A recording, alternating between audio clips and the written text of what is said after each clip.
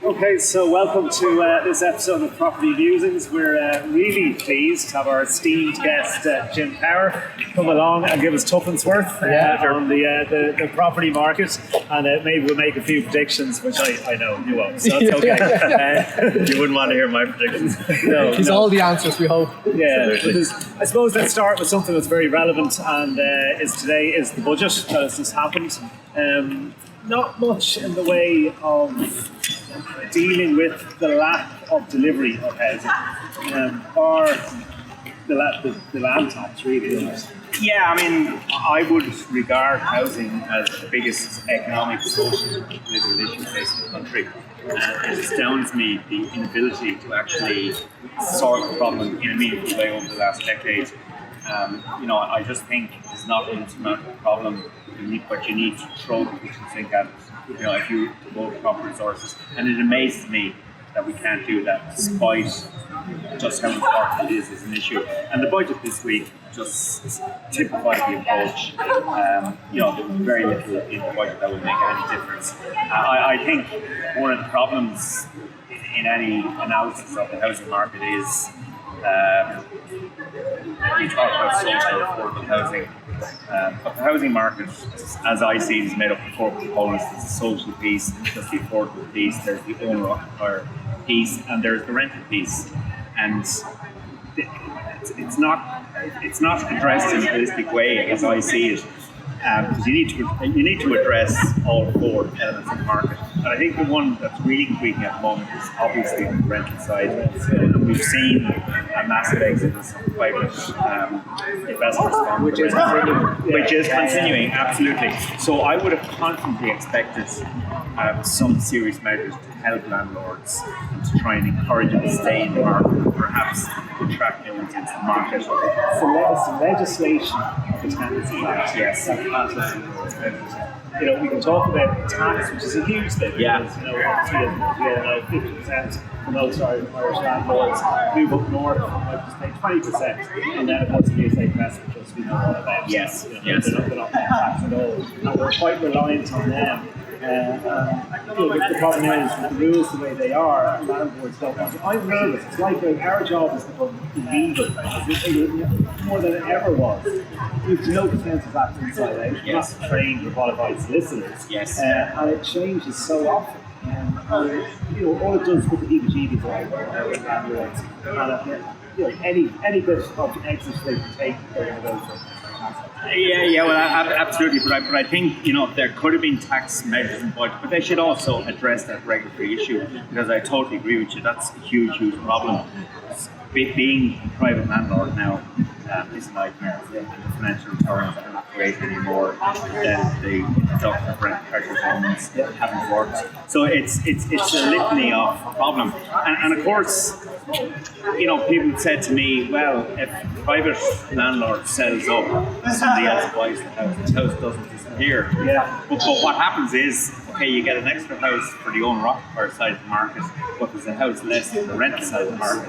So you're damaging the rental side. And I think it's also, people say, well, aren't the institutional investors coming in anyway, providing the rental solution?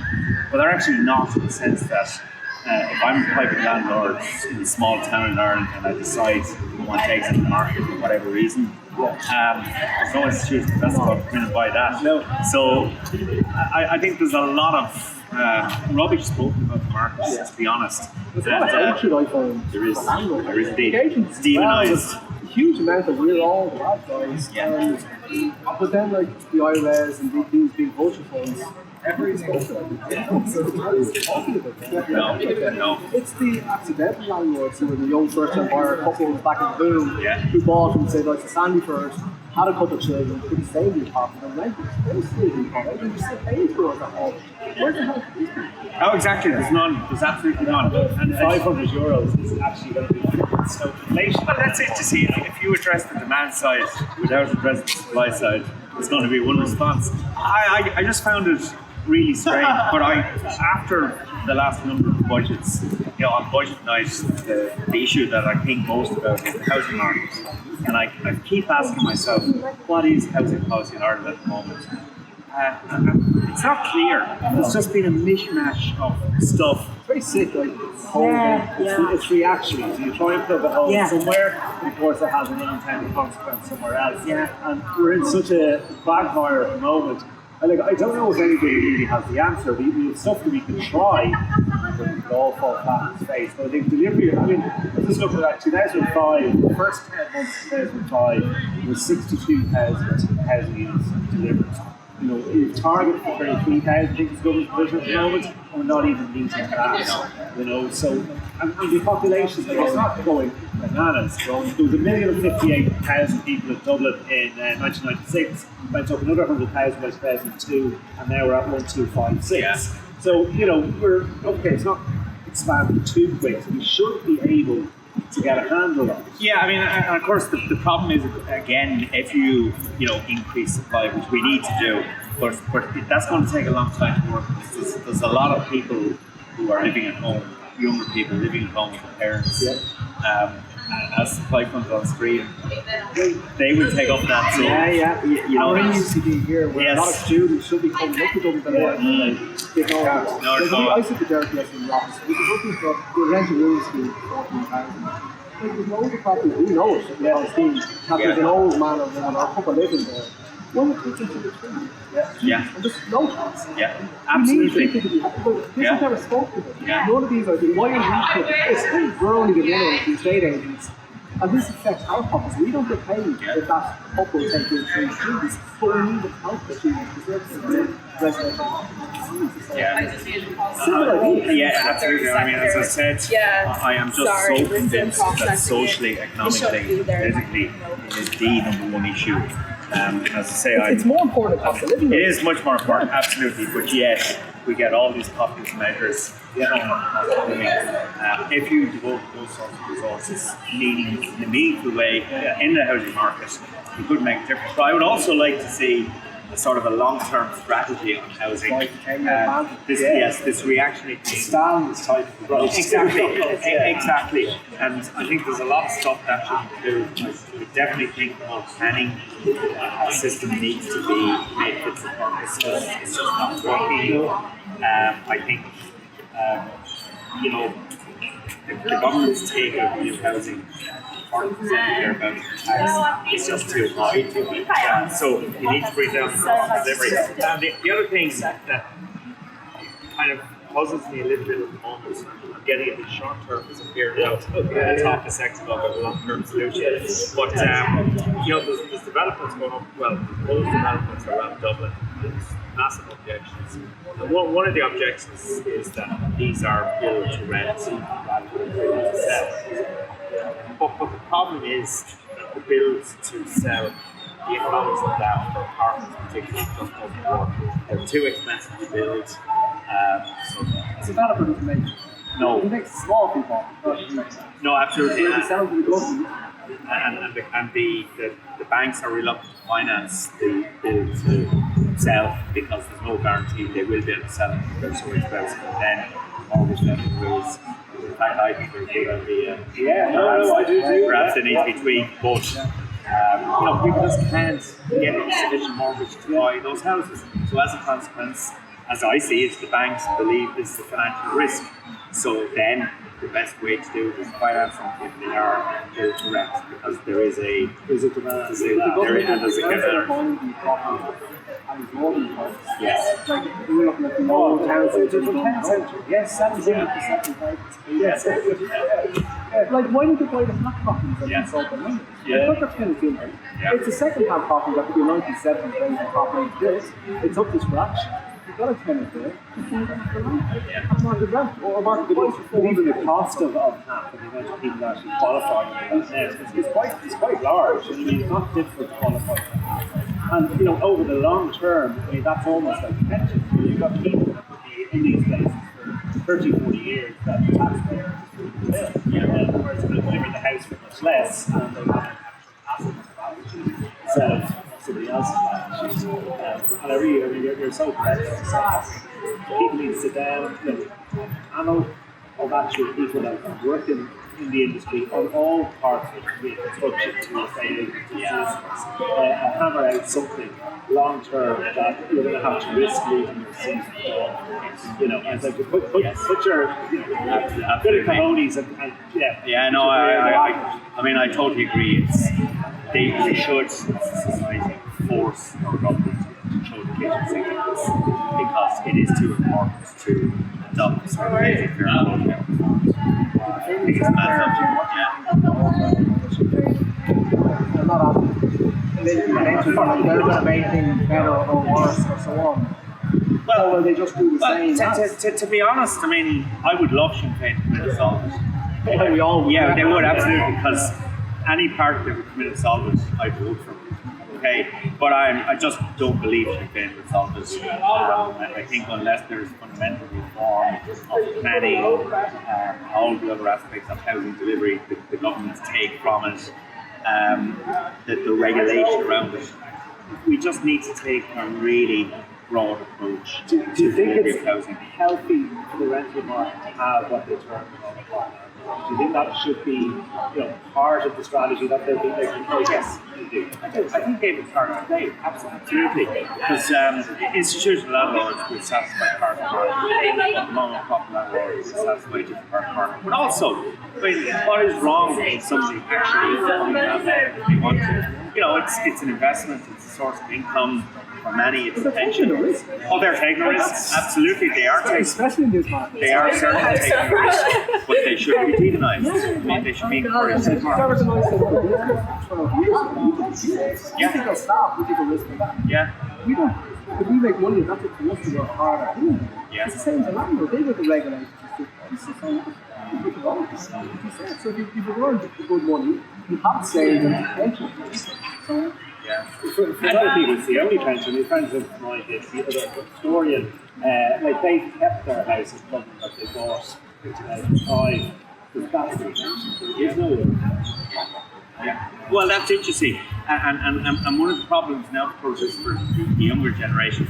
I just feel so angry at the fact that our generation has pulled up well. Maybe we're different generations, okay. But I'm going to say, Jim, come on. Right. But my generation certainly has pulled up the ladder behind us on the younger generation because, the security of employment is difficult to get nowadays. Pension is difficult to get.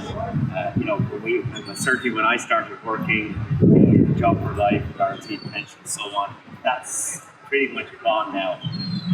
The growth of the economy and all of that is a key part of, I think, this generation's modus operandi. So, against that backdrop, they can now even own their own homes.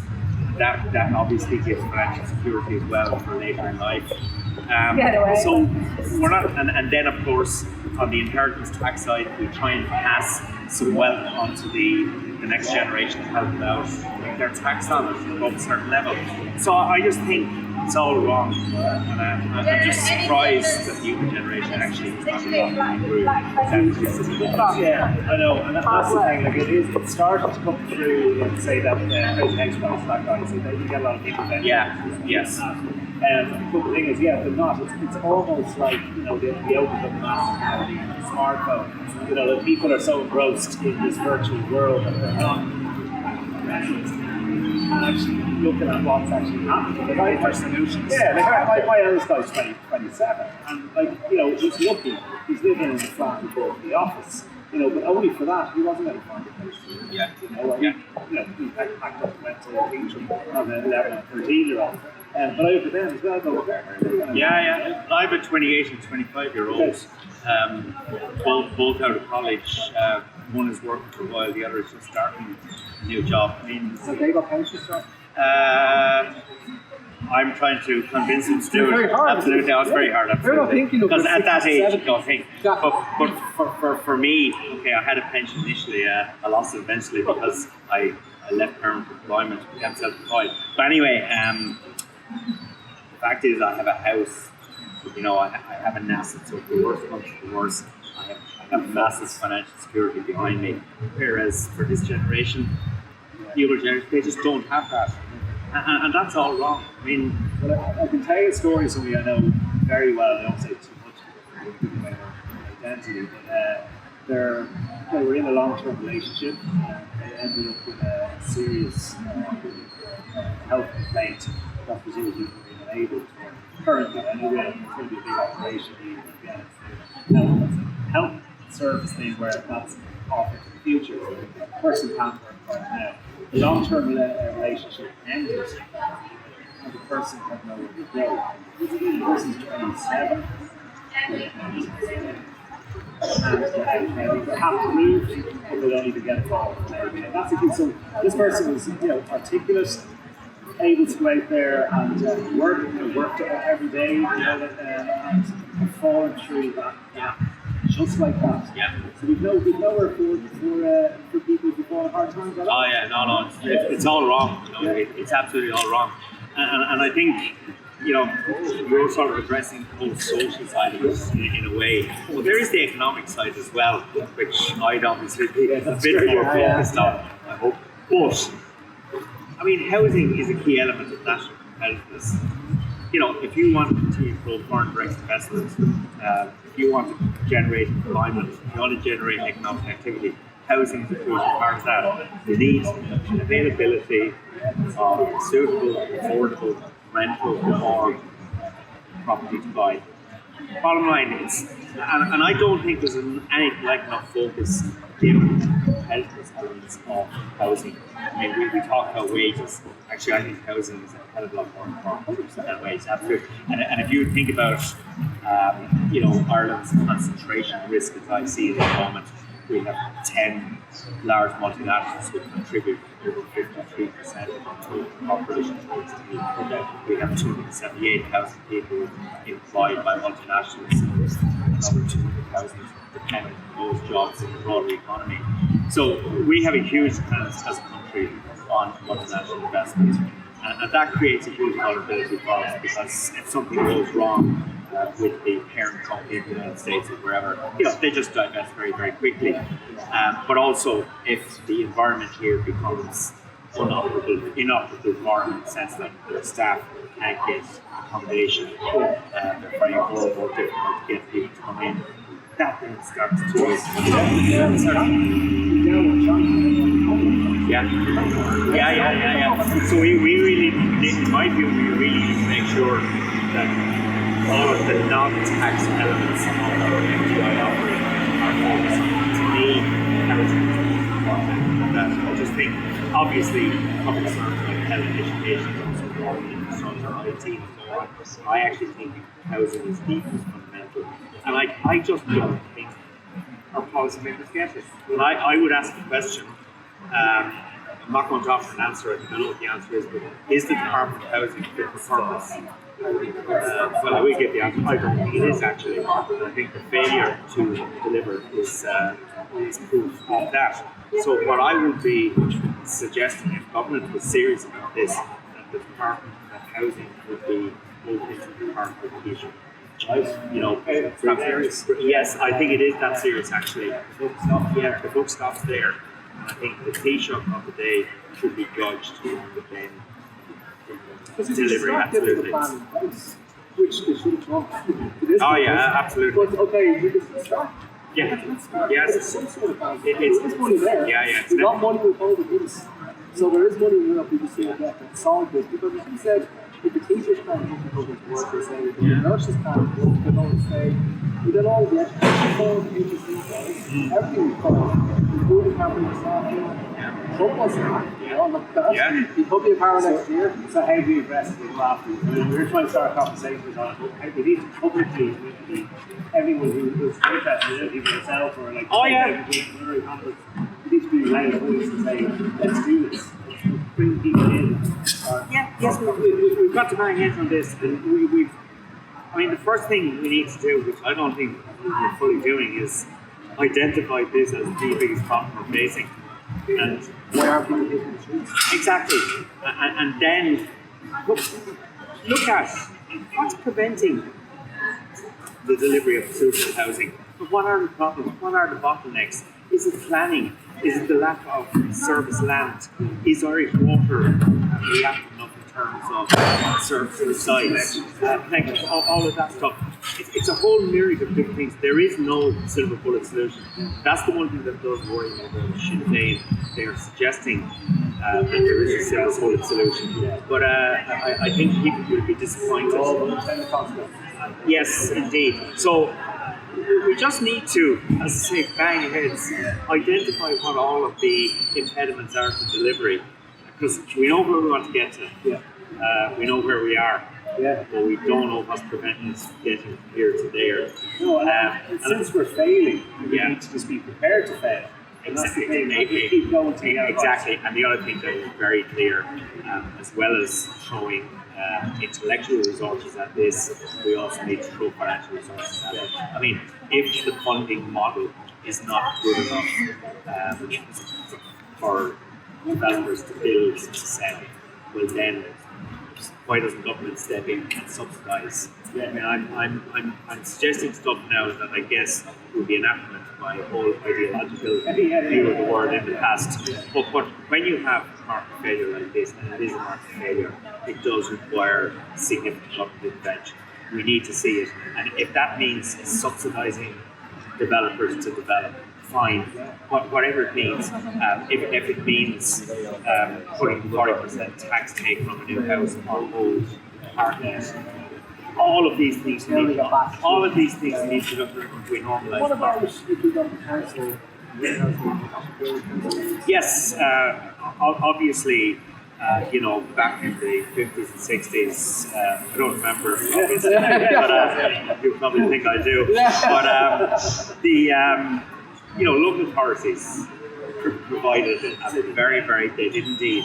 And if you look at a lot of, areas in Dublin, like Crumlin, for example, many of them are now owner-occupied, but they were all built by the local authority in years past.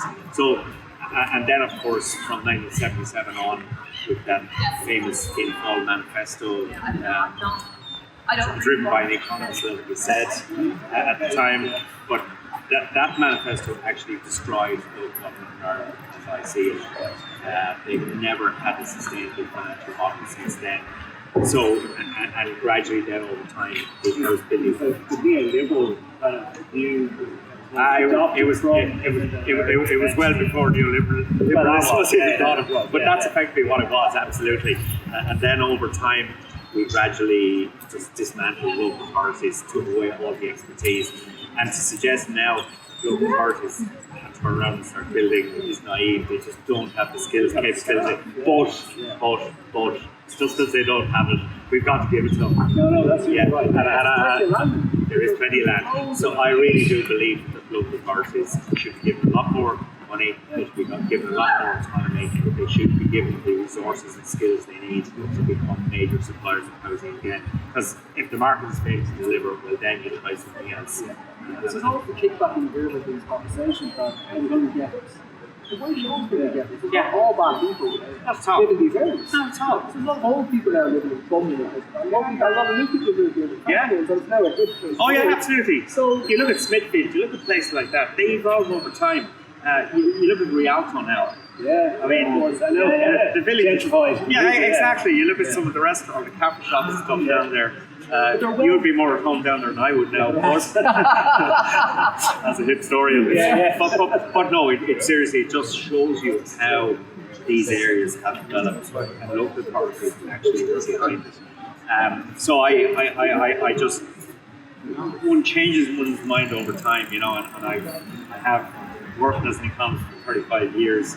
And I have views today that I certainly wouldn't have had 10 or 15 years ago.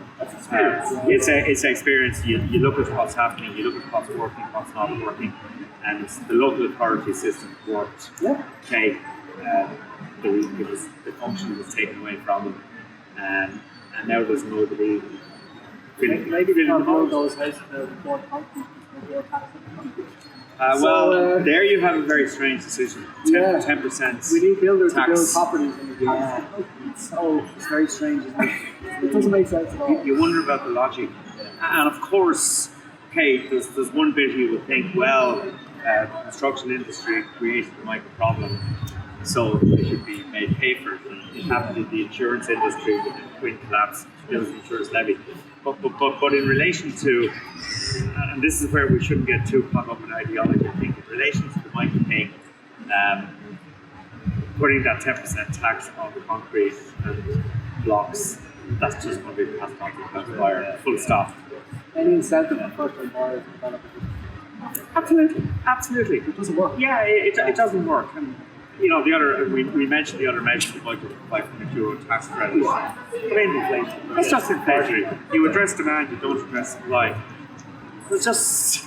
So there's a weird thing happening with the economy, right? So at the moment, the way I see it, rental yields need.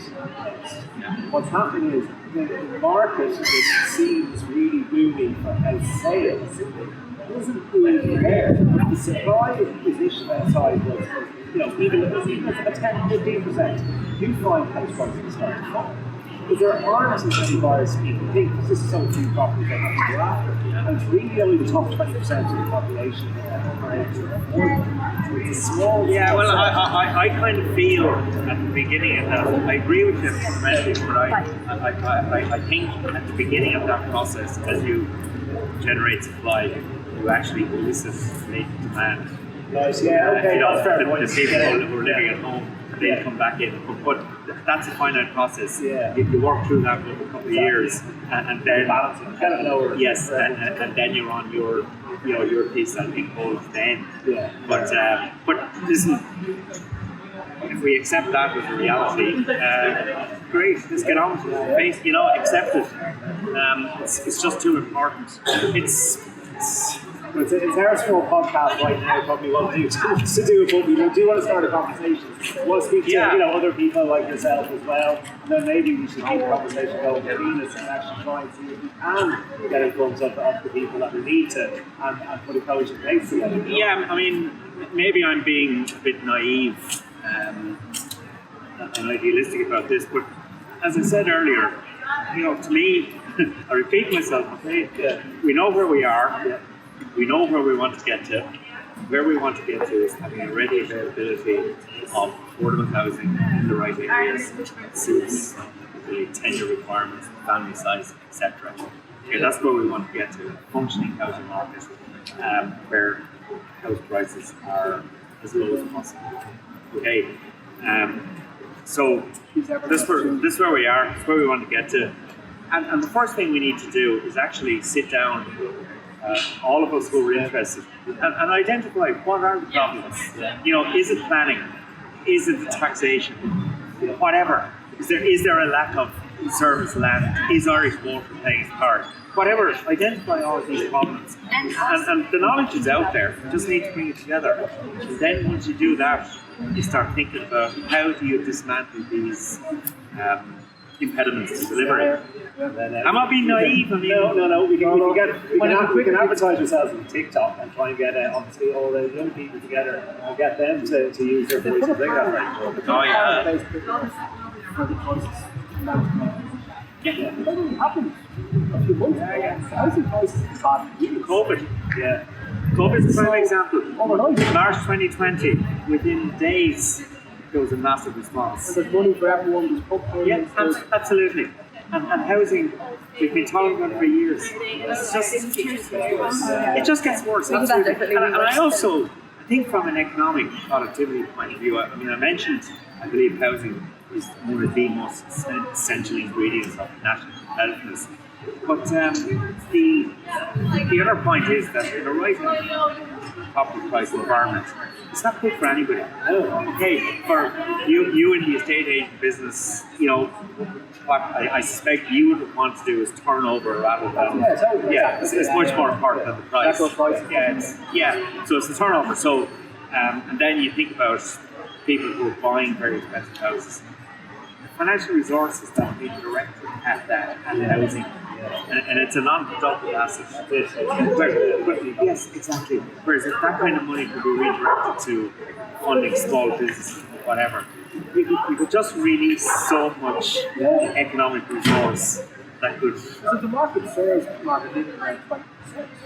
There's a lot more people who get buyers. Oh yeah, At the moment, a fair percentage, the top 20% of the economy doing this. So really, everyone deserves an equal. That should be the policy. Everybody should be. And we haven't matured economy. Like it's evolved from history, say we've gone from agrarian to, you know, I suppose the abysmal one that is manufacturing. Yeah. Consider itself manufacturing. Yeah, we're pressing pills to beat the band. We are indeed. It's funny, I was in San Francisco recently, and it's a city with a serious housing crisis as well, and a serious homeless problem for different reasons, really. It's not just the lack of housing. But I think what the comparison you could draw between San Francisco and Dublin, there are parallels there. They're both tech-driven cities. Yeah, right. You know, you have very high earners in the tech industry, in the multinational sector, who they beat up the market, and sort of the rest are then pushed out of the market. Teachers, nurses, guards, etc. cannot compete with No safe job tech for- workers. No, yeah, they can't compete with tech workers at the same prices. So they're being pushed further and further out. And it's interesting in California, they have all sorts of different local authority areas, I guess you call it. They have all sorts of different policies. You know, I saw one development where only people over 50 million. So it's very it's so big, right? Yeah. Okay, so and I saw another example. So that's one example. You're targeting an area where there's a problem, okay, and you're creating a housing market for that segment of the population. Then I saw another example of housing developments where only people earning below a certain salary and buy them, okay? And the houses are priced accordingly. Yeah. And then they are not allowed to actually appreciate by more than, say, 2% per annum. So the person who's maybe earning 50,000 qualifies for one of these houses. So the likes of investors probably wouldn't be allowed to buy No, they would. Oh, they would not. No. So what they're trying to prevent is that this person buys it, and then as their salary goes up, you know, and as property prices rise, they'll sell it and make a huge profit. They will not allow you to sell it above a certain price. So it's deep regulation, but when you have market failure, that's sort of deep. But they're just two examples of stuff I've seen in California. But and I'm not saying these are perfect schemes, but the developments that I was looking at, and I know somebody living in one of those, they're beautiful, you know, and there's a segment of the population now being facilitated. We just don't do that segment of the population here. We're talking about probably young teachers, nurses, etc. They just can't. Whereas under this sort of model, they would be able to get access to those. So just to help us. You're segmenting the market and you're targeting at specific areas. And I know it's a level of interference that many people would balk at, and I would have 10 years ago, but not today. But when I see, and maybe it's the fact. Scheme where you have more social housing, but then you have those sort of developments as well. Absolutely. Like the infrastructure, obviously, that's all that is a thing. But like, with docklands, you know, that's an area. Why the hell do you not scale these cities? Houses people say, what are requirements of the economy? And then how people talk about people there, they're going to the suburbs where poor work in the city don't need cars. I mean, that's another issue when you're flying into Dublin. You see something extraordinary. It's the lack of high-rise. Density needs to be fixed. And with the IFC. Indeed, absolutely. They could go higher again. Yeah, they could go higher again. And I mean, let's face it, you know, we mightn't feel totally comfortable with building up. We mightn't feel totally comfortable with housing being built in certain areas. We do see a lot of objections to housing developments around Dublin, all over the country.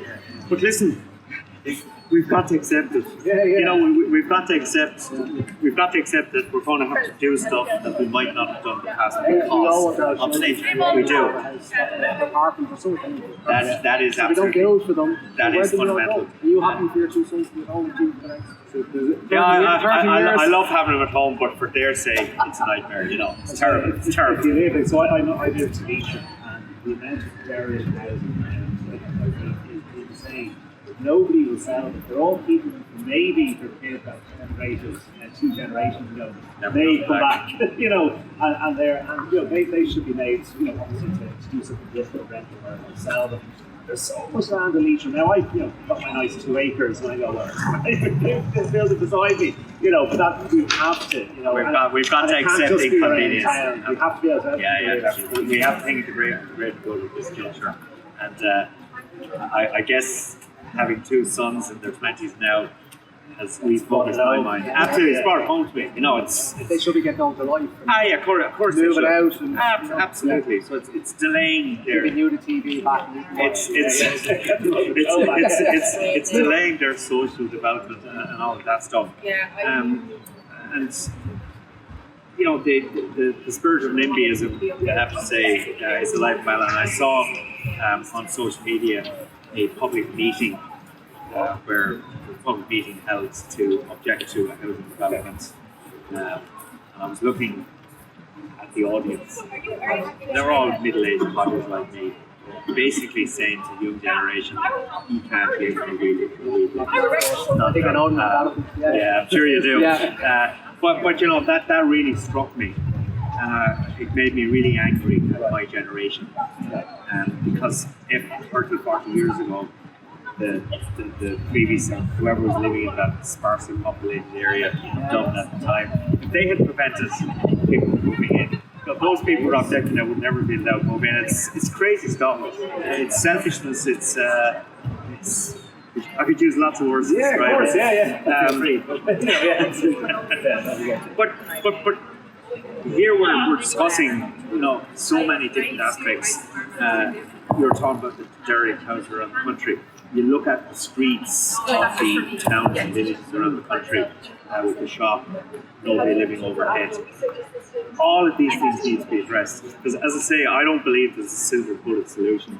I just think that the eventual solution is a whole myriad of different things we need to do. Some will be very small and have a modest impact, great. If you get enough modest impacts, they have a significant impact. But I so believe it. I love the point you're making about starting the conversation. And say, to me, the most important thing is to identify why actually this is not delivering. Is it the apartment housing? Is it the planning system?